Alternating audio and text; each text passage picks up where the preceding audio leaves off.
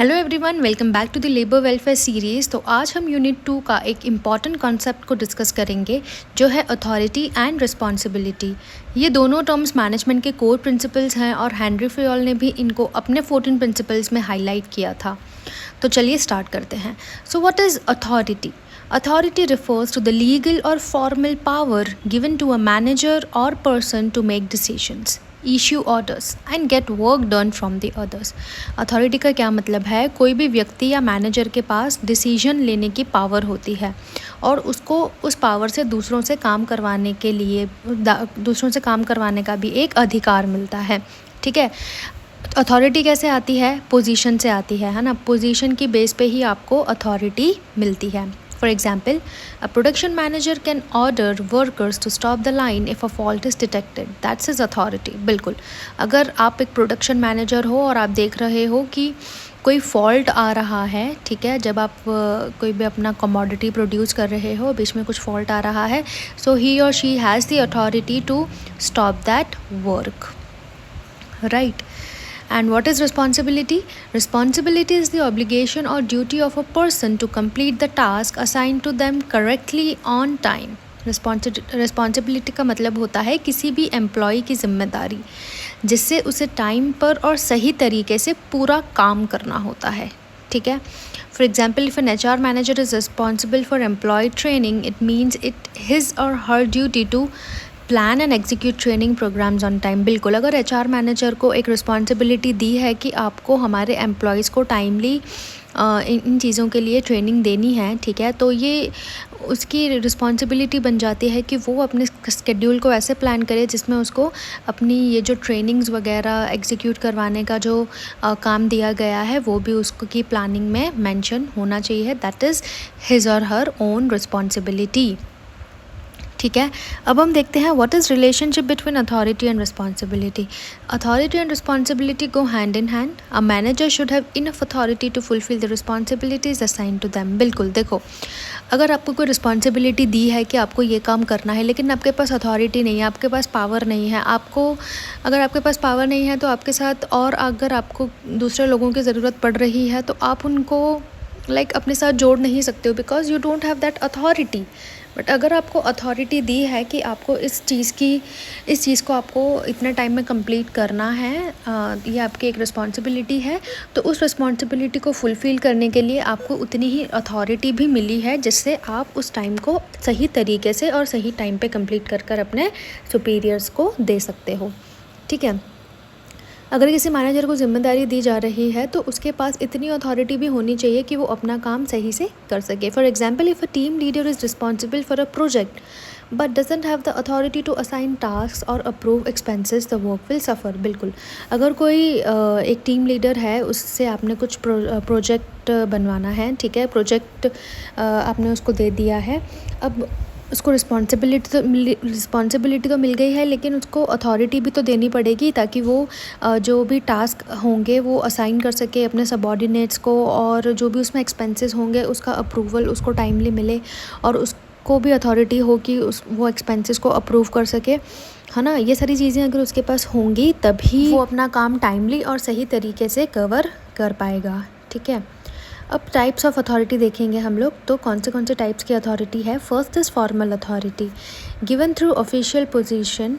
Example, a managers right to assign work. Formal authority मतलब कि जो एक फॉर्मल स्ट्रक्चर में आपको दी जाती है कि कोई भी मैनेजर है उसको आपने कोई अथॉरिटी दे दी है कि वो अपना जो भी उसको प्रोजेक्ट दिया है उसको फुलफ़िल करने के लिए वो टास्क को असाइन कर सकता है अपने लोअर स्टाफ में या फिर अपने सबऑर्डिनेट्स में। तो ये एक फॉर्मल अथॉरिटी हो गई। देन हो गई एक informal authority, comes from personal influence और respect. Example, senior employee guides junior even without position. Yes, देखो, इनफॉर्मल अथॉरिटी में क्या होता है कि ये ऐसा चीज़ है जो आपको कोई कहता नहीं है करने के लिए, लेकिन फिर भी आप या तो इस अथॉरिटी को आपको किसी से लेने की ज़रूरत नहीं होती, ये आप खुद ब खुद भी परफॉर्म कर सकते हो। जैसे अगर आपको एक सीनियर एम्प्लॉय हो और आपको अपने जूनियर को गाइड करना है किसी चीज़ में, तो वो आप इजीली कर सकते हो। So that is what we call as informal authority.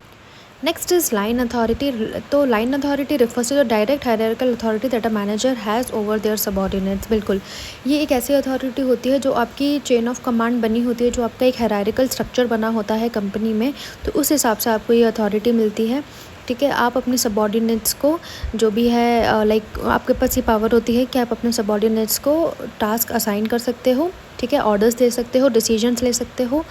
और this type of authority is fundamental in an organisation establishing the chain of command and ensuring the task are completed efficiently. बिल्कुल, ये एक task को efficiently complete करने के लिए ये authority दी जाती है और ये हायरार्किकल बेस्ड होती है। जैसे आपके सुपरवाइज़र को अथॉरिटी होगी कि वो अपने लोअर वर्कर्स को कमांड दे सकता है, गाइड कर सकता है, उनके बिहाफ पे डिसीजंस ले सकता है, like that.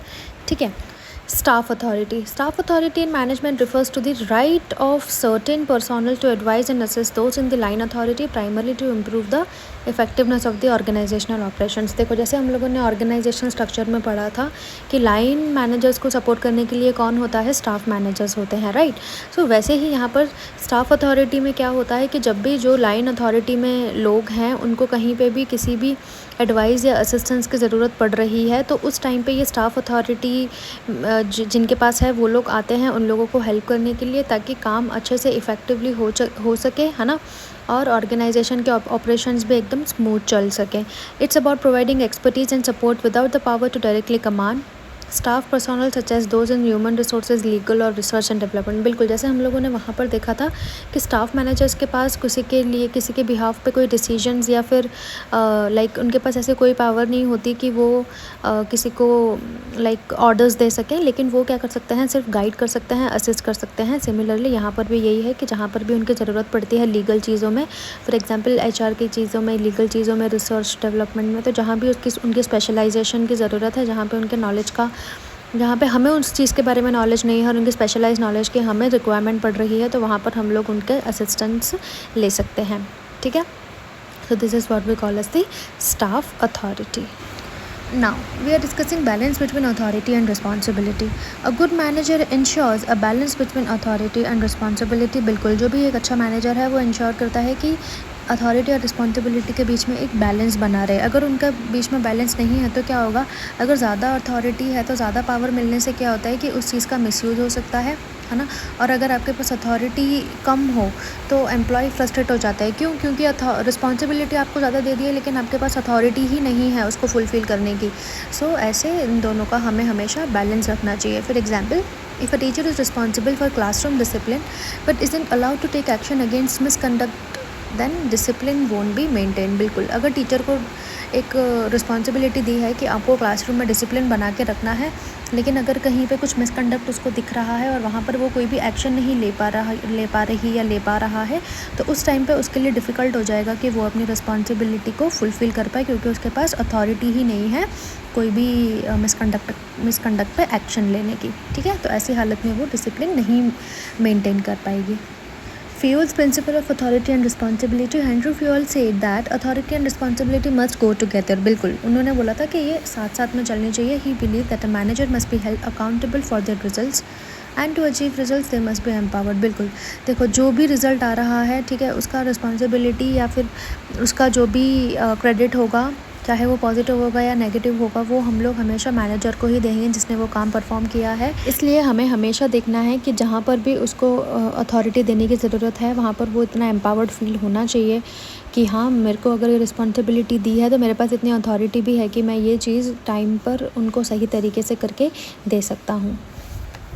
Practical application in organizations. HRs are given authority to recruit and are responsible for hiring right talent. बिल्कुल, HR डिपार्टमेंट को एक अथॉरिटी दी जाती है, HRs को एक अथॉरिटी दी जाती है कि वो रिक्रूटमेंट कर सकते हैं। एंड उसमें उसको क्या, उनकी रिस्पॉन्सिबिलिटी क्या है कि इस अथॉरिटी से उनको सही जगह पे सही लोग को हायर करना है और एकदम राइट टैलेंट ही अपनी कंपनी में आना चाहिए। Then finance managers are authorize to approve budget. जो भी फिनेंस मैनेजर्स हैं उनके पास अथॉरिटी होती है कि वो लोग बजट्स अप्रूव कर सकते हैं। ठीक है, और वो रिस्पॉन्सिबल होते हैं सारी चीज़ें प्रॉपरली एलोकेट होनी चाहिए। अगर कुछ उसमें डिस्टर्बेंस आ रहा है तो that is their fault, right. Team leads have the authority to assign task and are responsible for deadlines. बिल्कुल, टीम लीडर्स के पास एक अथॉरिटी होती है कि वो टास्क को असाइन कर सकते हैं अपने सबॉर्डिनेट्स के बीच में। अगर काम टाइमली ख़त्म नहीं हुआ तो उसके लिए भी ज़िम्मेदार वही लोग ठहराए जाएंगे, ठीक है। इसलिए उनके पास अथॉरिटी और रिस्पॉन्सिबिलिटी दोनों होती है, जिसको उनको कैसे यूज़ करना है वो उनके हाथ में होता है, राइट। तो ये हम लोगों ने कुछ प्रैक्टिकल एप्लीकेशंस देखी ऑर्गेनाइजेशन में। तो हम इससे क्या कंक्लूड करेंगे, that authority and responsibility are the two sides of the same coin and effective organization always ensures that these two are balanced and align. बिल्कुल। And for you as future managers, HRs or labor officers, understanding this balance will help you lead teams better. आप लोग भी कल को कहीं ना कहीं जाकर कोई ना कोई फ्यूचर प्रोफेशनल्स बनने वाले हैं, तो इसलिए इस कॉन्सेप्ट को हमें अच्छे से समझना है। बहुत ज़्यादा ज़रूरी है इसको अच्छे से समझना कि हमें हमेशा अथॉरिटी और रिस्पॉन्सिबिलिटी का एक बैलेंस बनाकर ही काम करना है। सो या this was all about this video. I hope you like the video. अगर आपको कुछ डाउट है तो आप अपने डाउट्स नीचे कॉमेंट सेक्शन में क्वेश्चंस अपने लिख कर पूछ सकते हैं। I will definitely try to resolve your doubts and I will be seeing you in my next video with a new topic. Till then, all the very best for your examinations and take care.